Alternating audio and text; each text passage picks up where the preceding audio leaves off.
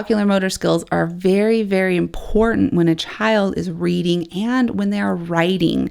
When they are writing across a page and then going to the next line, like I mentioned, copying from the board. They're very important. And if a child doesn't have good ocular motor control and good ocular motor skills, their handwriting is going to be more challenging. I'm Rachel. And I'm Jessica. And this is All Things Sensory by Harkla. We are both certified occupational therapy assistants, and together with Harkla, we are on a mission to empower parents, therapists, and educators to help raise confident and strong children of all abilities. On this podcast, we chat about all things sensory, diving into special needs, occupational therapy, parenting, self-care, overall health and wellness, and so much more. We are here to provide raw, honest, and fun strategies, ideas, and information for parents, therapists, and educators, as well as other professionals to implement into daily life. Thank you so much for joining us. Hey there, welcome back to our podcast, All Things Sensory by Harkla. I'm Rachel. And I'm Jessica. And we are here sharing some tips for handwriting today. As OTs, occupational therapy assistants, all the things, a common area that we will work on with our clients is handwriting. So today we are sharing 5 OT tips to improve handwriting. And these might surprise you. You think? I think so, because, they don't really address handwriting. Well, they do, though. Well, to the average person, they don't address handwriting. None of our tips involve holding a pencil and writing. Yes. Which is why that might surprise them. Okay, yes. Because they're going to be like, oh, handwriting, you hold the pencil this way and then you write and you do that. And it's like, whoa. Let's bring it back. Let's work on the underlying skills required for successful handwriting. So like I said, we're going to talk about handwriting, but we're not actually going to talk about handwriting, which is kind of one of our favorite things to do and to work on, is to help improve all of these underlying skills required for handwriting that don't require holding a pencil. How many times can we say that before we actually talk about what we're going to talk about today? A couple more, maybe. Well, no, I was going to jump into number 1, actually. Okay, great. Let's do it. Okay, so the first tip is to complete a full body warm-up before you ask the child to do a handwriting task. This can be in a treatment session if you're working on handwriting with your client. Make sure you're spending 10, 15 minutes doing something that's going to warm up the body, core muscles, upper body, shoulder girdle, arms, hands, the eyes, and make sure you're doing something that's going to get everything ready for the child to be able to sit and attend and access some of those executive functioning skills to complete the writing task. You can also do this in the classroom setting with the entire class before the class sits down to copy from the board, write their spelling words, do a math lesson, anything that involves writing. Make sure you're doing some sort of warm-up beforehand for those same reasons that I just mentioned. Yeah, so this could be anything like doing an obstacle course, crawling around the room, playing catch with a weighted medicine ball or a ball in general, running in place, jumping jacks, crawling, twisting and turning. It could be anything, any movement activity. Just try to do a movement activity. Or you could structure your classroom to work on some specific handwriting skills after recess or after lunch or after a break of some sort, after a music class, after some sort of PE class, where they're getting out and moving their whole body, and then come back and do the majority of your copying, handwriting, fine motor work then. Mm-hmm. Yep. So, simple. Yep. The next one is to address ocular motor skills. So ocular motor skills are the skills that involve our eye muscles in order for both eyes to work together to fluidly, smoothly, easily, visually track things that are moving in our environment, to look between stationary objects. Like when a child is copying from the board, they're looking up at the board, down at their paper, back and forth. And then convergence and divergence, where their eyes are going to converge together and then diverge out when they're visually tracking something like a ball. So these ocular motor skills are very, very important when a child is reading and when they are writing. When they are writing across a page and then going to the next line, like I mentioned, copying from the board. They're very important. And if a child doesn't have good ocular motor control and good ocular motor skills, their handwriting is going to be more challenging. Mm-hmm. So some things that you can do to work on these. The game Spot It is a fun one to work on ocular motor skills. The game Zoom Ball, playing catch. Balloon volleyball. Balloon volleyball is a good one. Even just like simple like visual tracking with a pencil or a flashlight or a preferred item, visually tracking in different planes. Oh, you know the one I like? Tennis ball, swings. Oh, tennis ball. Like when the tennis ball is suspended from the ceiling. That was a favorite. We had that in the clinic for a couple of weeks. Oh my gosh, the kids Why loved just a couple of weeks? Then the string broke. We haven't put it back up.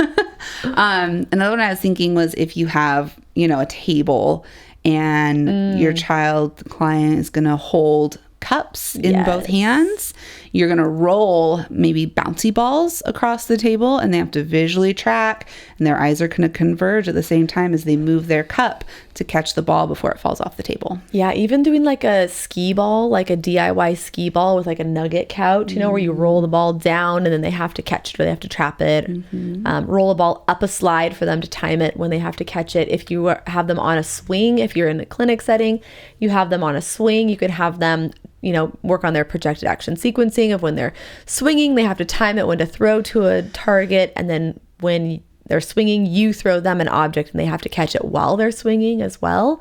Blowing pom-poms to a target. Popping bubbles in the air with your fingers or with your feet. All of those address ocular motor skills. Yes, just off the top of our heads. And those are good to include in the warm-up before handwriting. Yes.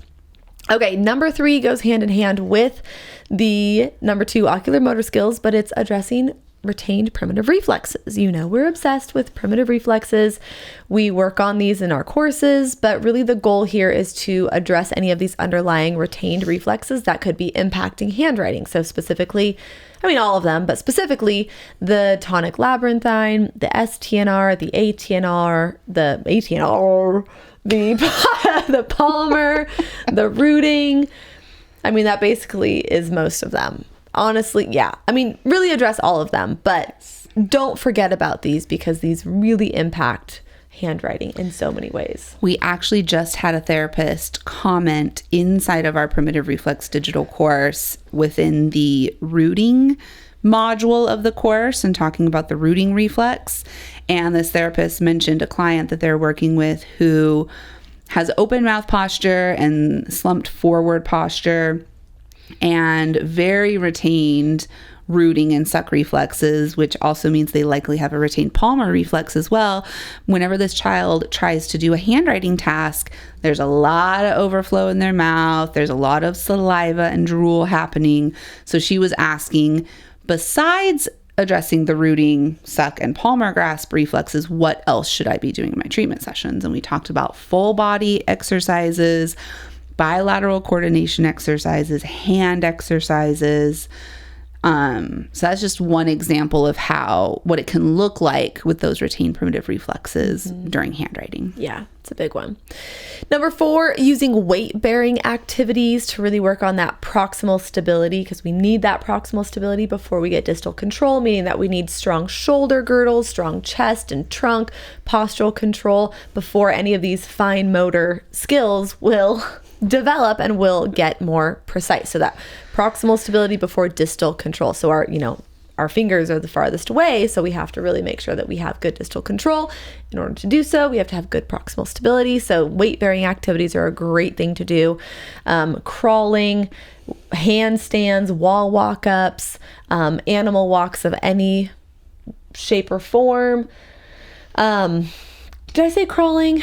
Medicine ball slams, Crawling. hanging, crawling. I was gonna say like straight hanging arm hang. from a trapeze bar, hanging from monkey bars. Yeah. And making sure that the thumbs are wrapping around. Yep. When we are hanging, I'll see so many kids who have like such weak little hands and they can't even wrap their thumbs around the bars to hold on to. And that's a telltale sign of weak hands. So trying to get them to really grab it all the way around, and even like, making snowballs or Play-Doh balls, really build those arches too. That kind of goes away from our weight-bearing activity. But, playing with Play-Doh is a great weight-bearing activity too.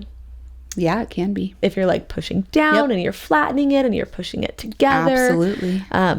So yeah, that's a good one. Wheelbarrow walk was another one. Yeah, rock climbing, climbing up the slide, climbing anything really. Yeah, absolutely. Yeah. So there you go. I was thinking about the scooter board and attaching a rope to an object so that they have to grab the rope with their hands and pull themselves on the scooter board. That's a really good one as well. Yeah. Yep. All right. Tip number 5 is to do more in-hand manipulation activities. Rachel just mentioned a really good one. Play-Doh is a great in-hand manipulation activity. Squeezing, pinching, rolling, flattening, all of those different things. That's a really hard skill. We like swirling. So using small objects like beads or beans and having the child use their pincer fingers to grab the small item and swirl it away into their palm, held by their other fingers, and like load up their palm with these items, and then have some sort of container, like small little tubes are good, to then try to de-squirrel and bring one item at a time out into their fingers and put it into the container. Yeah.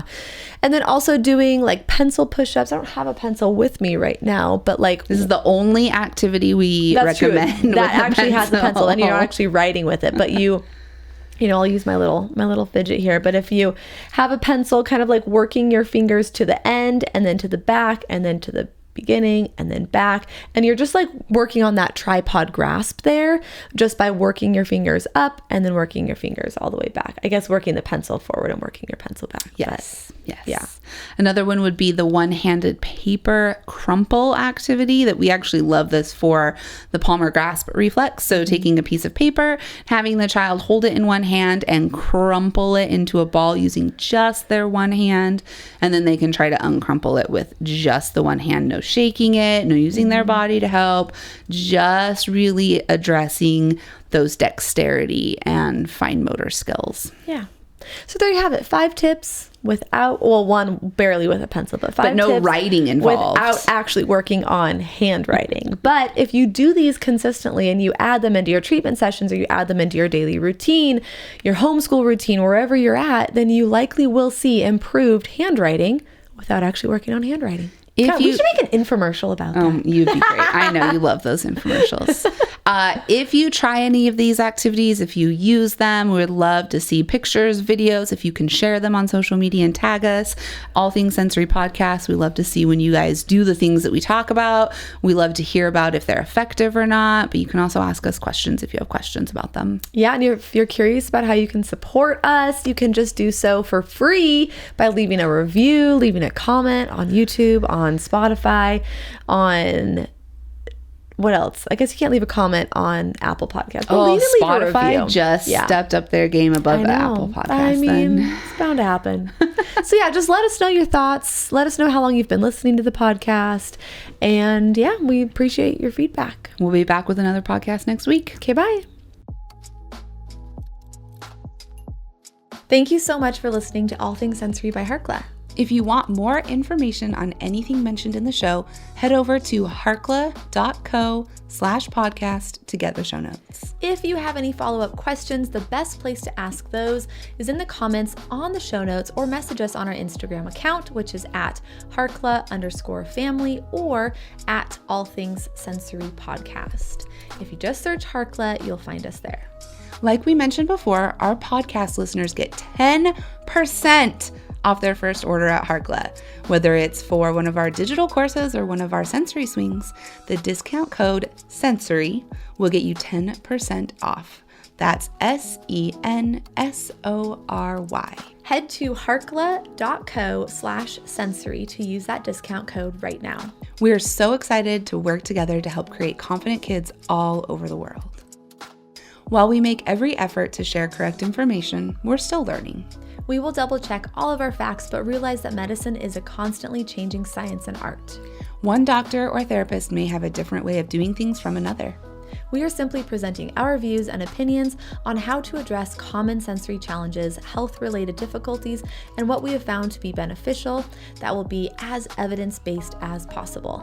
By listening to this podcast, you agree not to use this podcast as medical advice to treat any medical condition in either yourself or your child. Consult your child's pediatrician or therapist for any medical issues that he or she may be having. This entire disclaimer also applies to any guests or contributors to the podcast. Thanks so much for listening.